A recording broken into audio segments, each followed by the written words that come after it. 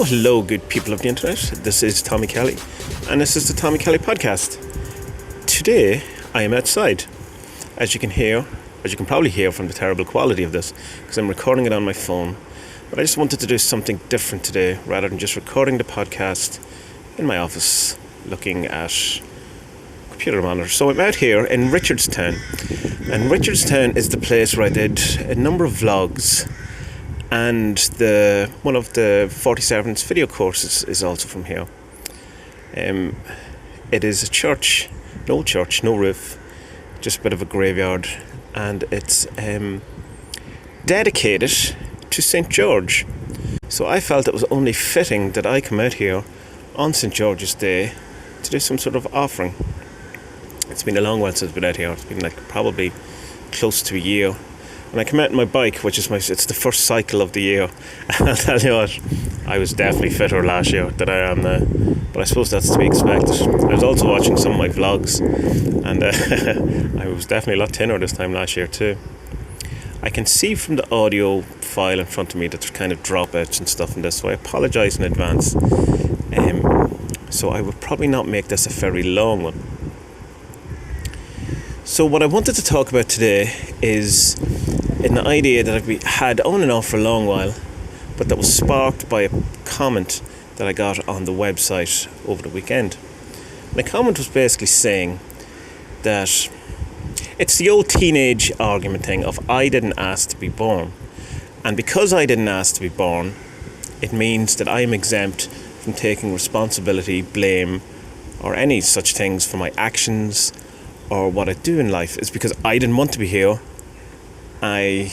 So therefore I can get to do what I want. In a sense, that was kind of the gist of the comment. But the comment was more I should be let off for all of my faults, I think, rather than I should be allowed to do whatever I want. And I don't think it's a healthy kind of a thought to have, because I don't think it leads anywhere, whether it's true or not. I don't think any of us had any choice of being in here, unless you go with that whole sacred spiritual contract idea made famous by Caroline Myss, among others. It's a very new agey effect or idea that you before you come into this body, that you made a contract, or you knew what was going to happen. At least you could see your parents and what the kind of idea of life would be and what sort of circumstances you would have going into, because you're here to learn, and these would be the best life and the best schoolyard of sorts to learn these things. And that is the whole thought of New Age, that life is school.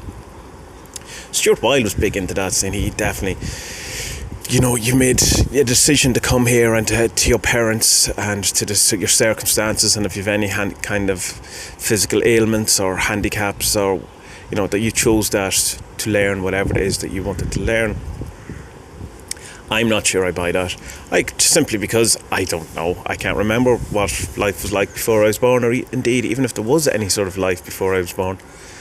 There was life before I was born. I just wasn't part of it. But I don't remember making any contracts and any of those things. And another way to look at it is that even if some part of me, my holy guardian angel, my higher self, my soul, whatever it is, did make this contract, that has very little to do with Tommy Kelly. I personally, Tommy Kelly is the personality that I know myself, made no contracts, or at least I'm unaware of any contracts I made. So would that be legally binding in court? Who's to say?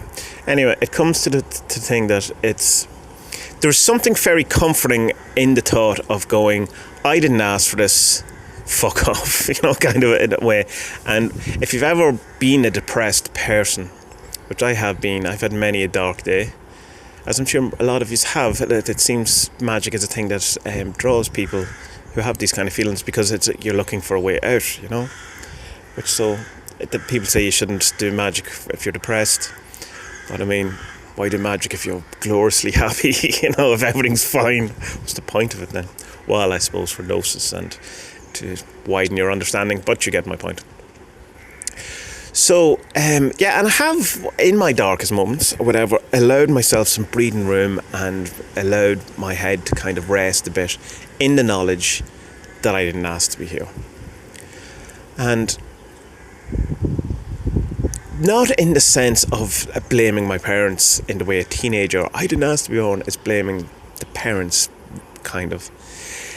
I'm not blaming my parents. I've plenty to blame everyone for, but it's like ultimately, anyway, it doesn't matter. But it's not their fault either. I have a son coming in August, and he could equally, and probably will, at some stage turn around to me and say, I didn't ask to be born. And am I to blame for that? In a certain sense, yes, I am, because I made a choice to bring a new life in. But that's life, isn't it? This new Snow Patrol, this is a song, this is life on Earth. That's what we do here. You know, as Alan Watts says, an apple tree apples and the planet Earth peoples. And this is what we do, and this is what nature seems to want. So, am I to blame for having a kid? Is my dad to blame for having me? Or my mum? Or is his dad to blame? Or where does it start? Anyway, that was tangenting on who's to blame. I don't think anyone's to blame. But I don't think it is the kind of blame, anyway, in that you're blaming your parents and I never asked you. It's just letting yourself off the hook in that I didn't ask for this responsibility. I was brought here against my will, or at least without my say-so. And I have, and it's so easy to look at life and come in and go that you basically are a slave. And I mean, that whole Gnostic thing, and, you know, it's very prevalent in films like The Matrix and Dark City and all these things, but it's like that thing of that, you know, in The Matrix you're a battery for energy, and it's not necessarily that, but you're out in society today. Your life is about making money and being productive and producing, and you've no real choice in this, because socially, you know, people around you don't really appreciate people who don't do anything, you know, who just, especially if like the whole thing you have here in Ireland, and I was part of it for long enough myself. It's like the dole culture where you're on social welfare, and, you know, a lot of people don't do anything. I was always trying to be a musician or an artist or whatever whenever I was on the dole in certain sectors. But like, I mean, I could have probably done both of those things while waiting tables, but I didn't. I chose the kind of social welfare dole route only because I just couldn't face doing those things. Yet again, another tangent. But I think you were forced into it in the sense of feeling bad about not producing, or not, you know, not holding a steady job, and, you know, looking after yourself and being productive and earning the money and all of those things by society. And that's and so in that kind of way, that if your only choice is to not do that and be scorned and, you know, ridiculed and be an outcast because of your lack of want to play the game, then you have to play the game. And in a sense, you could make an argument for that as a kind of a slavery to life. But the other side to that is that who is the master in that relationship? Society? Are you a slave to society? Is a slave to human nature, to humanity, to circumstance? So is it really slavery when it's all of us doing it to ourselves? Maybe that's the worst type of slavery, self-imposed slavery. So I do see the point of going, I didn't ask for this feels like slavery. And, you know, you could go down a very emo, dark route with all of that thing. And that was kind of the point that I said in response to this, was that you can make an argument, of course, for this. But a couple of things. I've noticed that even the initial kind of buzz or release you get from thoughts like that very quickly go, and it gets you into very dark places. And, you know, it leads to questionable areas in that, you know, without invoking Goodwin here, but I mean, like, if Hitler never asked to be here, can he be absolved of everything he did? Or if you never asked to be here, can you be a shitty person? Because I never asked to be here, so fuck all yous, you know. And while I can see that you can be allowed some leeway, go, well, no one asked to be here, so let's, you know, take it a bit easier on ourselves, we're all learning it and all that thing. It probably only works retroactively looking back, rather than going, I can now do what I want because I didn't ask to be here. I kind of like, and here I am again, going to talk about Jordan Peterson, but that is my want of an evening. It's not even evening, it's the afternoon. Well, it's close to evening, it's nearly 5 o'clock here. And so his thing is that, right, so we didn't want to be here. We did, you know, life is full of pain, full of suffering. It's full Buddhist hat on and the thing. But his idea, and he sees it as the crucifixion of Jesus is a representation of this idea, is that you voluntarily take on the burdens of your life and go out into the world and do it as best you can. And that's the symbolize of Jesus carrying the cross, is this cross that we all carry of life, of coming into it and voluntarily going along with it and doing your best, because because that seems to lead to better, brighter places, than not doing that. And in my own life, I definitely would think that if I allow myself to go to the dark places of blame and slavery and circumstance and unfairness and feeling that the world is out to get me, and all those lovely juicy victim games that I love to play of an evening, as is my want. That thing that I say of an evening, as is my want, I think is originally comes from Billy Connolly, but it's something that's always stuck in my head. So excuse me for my constant repetition of it. So yeah, dark places and stuff like that, and it's a slippery slope, and your brain definitely does side on the negative. It will look for the negative. There's an evolutionary reason for that, in that it had to, because it needed you to know and be aware when there was danger, because you were going to die. So it sides on the negative. There is also the argument to be made, and one I've made myself, in that the balance of the world and of the earth and of life is sided more to be easier to side with the negative than it is in positive, in the sense of that you can instantly destroy your life at any moment, where you can't fix your life to the same extent. In the example I gave is, you could go out now onto the street and stab someone in the face, and that's the end of your life for large things. You'll never get a job again, you go to prison, guilt, all of those things destroyed. But there's no equivalency of a positive thing of the same magnitude. Like, you can't go out and do something right now that will impact your life in the same way that doing something like going in and thumping your boss in the face would. Going in and giving your boss a hug doesn't have the same impact as stabbing him in the eye, So it's easier to fall into the negative, and that's been explained in places as because that's entropy and everything is falling to pieces. Or as I like to say, everything is falling to shit in the universe. It started off well, now it's all falling to shit. But again, that's a very negative kind of thought. It may be true, but it may not be true, because we don't know what the universe is, and if, depending on what way you look at it, if you're not a materialist, are you an idealist?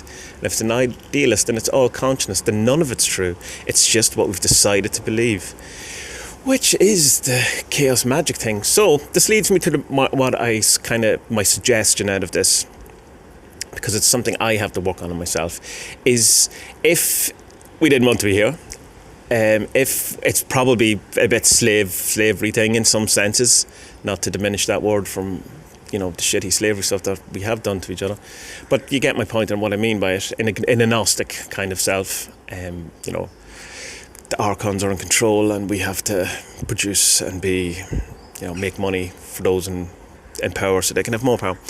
And if life is hard and turning to shit, and there is entropy, and if it's sided more and it's weighted more on the negative, then what's our options here? Well, our options here is not to add to it, I think. I think that is the main thing, and to fight for your positivity.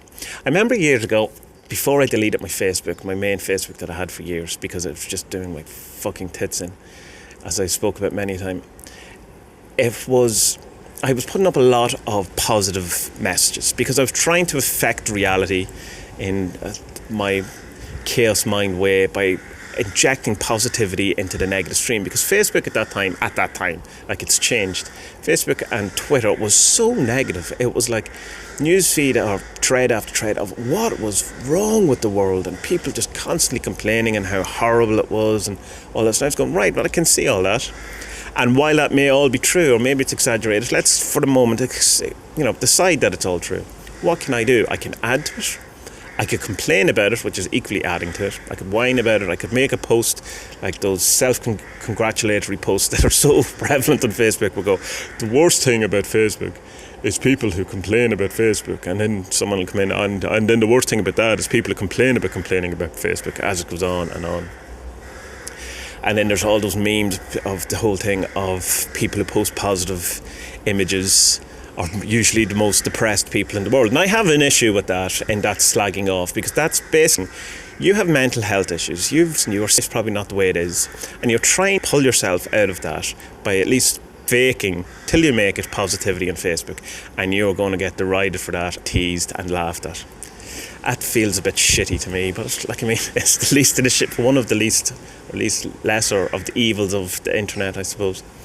But anyway, I was posting all these things, and I wasn't in a great space. It was before one of my many nervous breakdowns, I suppose, is one way of putting it. And I suppose a lot of them trying to inject positivity into the great stream of negativity. And I remember seeing one that was going, and it's been used in many different ways, but it was saying that in a world full of negativity, being positivity is an act of warfare, or something equivalent to that. And that's the way I kind of seen it. And people didn't like it. It started to really annoy people. Now, it could have been that there was a spammy kind of a thing to it, but it wasn't constantly. Like, it wasn't 20 a day. It was at least one a day. I made an aim to make one a day, but people really got annoyed with me for doing it. Some people were really lovely and really, really appreciate it and goes, thanks, you've got me out of bad days and stuff like that. And then when I was doing Positive Friday as well at that point, and that you would be surprised. Not anymore. It's all cool now, but you would be surprised the backlash and reaction people had over that, and the negativity that people would deliberately bring to that to try and bring people down, and me down for doing it. And there was a couple of friends, close friends at that time, who really gave me a hard time over these things, over posting all of these things. And that was another one of the kind of things that led me to delete my Facebook, because I just couldn't deal with the negativity of it. So to inject the positivity into now, I don't really know the answer to what's the best thing. I don't think it is posting memes on Facebook, although meme magic is a huge thing now that it wasn't when I was memeing. I think it's just not letting yourself spiral. It's that whole thing of start with yourself, which Jason Louvre recently was giving out about Jordan Peterson, saying that one of the things he doesn't like about him is that he forces people or tells people to concentrate on themselves, which I have no idea why Jason Louvre has an issue with that at all. From an occult perspective, it's what you're told to do. Start with yourself, work on yourself. What's that Bible one? He who has not sinned can cast the first stone. And it's Jordan Peterson's whole thing of clean your room, because that's the thing you can do. Don't try and feed the starving millions in Afghanistan or Africa or wherever the starving millions are these days. Do the thing that's in front of you that you can do. Start with that. And I think that's the way to look at positivity and not sliding into negative, is start around you. Not try to make Facebook a positive place like I thought, or I tried. Try to make your own head a more positive place. And try to start to see the world in a better light, even if it's not like that. And that whole act as if thing of chaos magic would be the way forward, I think, here. Look at your things, look at your life, look at all these circumstances, and voluntarily take them on board. Carry that cross, and then try to be happy about it. Or at least, if you can't be happy about it, because that's not, you're not always going to be happy about it, at least try to be less negative, and try to. One of the things I always try to do, and I don't succeed, I fail more than I succeed in it. I try to put more positivity into the world than more negativity, which is I really don't like curse work, and I don't like cursing people or hex work or any of that thing, because it's adding to the sum total of more negativity in the world rather than doing anything. It's making another shitty fucking relationship. It's adding more turmoil, more hatred, more negativity. Whereas banish, get rid of them, move along, do something nice. So that's kind of my thing, trying to focus on the positive. And see, it's not also pretending things aren't the way they are and faking it in that sense of that I have no money in the bank, and then I have to pretend, I have 10 million in the bank, and that kind of secret stuff that is a bit weird. It's about being okay with not having any money in the bank and not spiraling into the entropy, negativity, depression kind of zone. And one way of doing that, which is scientifically proven and backed, is a gratitude journal, and writing down at least 3 things a day that you're happy about and that you're happy for. And there's a thing on Facebook, and it was brought up very plain to me very recently when I was given out for coming from a place of privilege when talking about something. And I've gone, there's literally no way I can't come from a place of privilege. And I don't need it. I was kind of saying, why this particular topic? It was actually about Kevin Spacey of all, and I was like, why this particular topic of Kevin Spacey? Because I didn't know whether am I meant to enjoy films that he's in or not anymore. And I am privileged. I am aware of that. I'm all those things. But it also means that I'm allowed to feel good, I think, aren't I? I'm allowed at some point to not feel guilty about everything. I'm allowed to be okay. Like, I have more things than other people do in parts of the world. I definitely do. I'm holding the phone beside my bicycle in a church in a lovely country, and the weather's semi-nice. It's raining a bit. I have a home to go to, a child on the way. You know, everything's really cool, and I'm happy. I think, and the thing I have to work on, because obviously I'm stuttering a bit here, is that it's okay to be like that. And I could negatively go into, I'm privileged, I should feel bad about all these things. And there's a part of me that doesn't even want to finish that sentence, but I'm not going to feel bad about this. So there's certainly something I have to work on. And I think if you're similar to me, which I assume some of you are, that would also be something that you could work on. And that being okay with goodness in your life. Because if you're a Catholic, or you're brought up Catholic like I was, it's sometimes hard to be okay with the goodness in your life, because you're meant to be here to suffer and to feel bad about yourself and all that kind of thing. So be grateful and be okay with the goodness in your life and allowing the goodness in your life.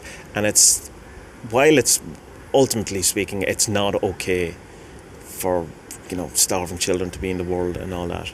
That doesn't mean that you have to feel shitty about having a nice breakfast cereal or having a nice phone or whatever.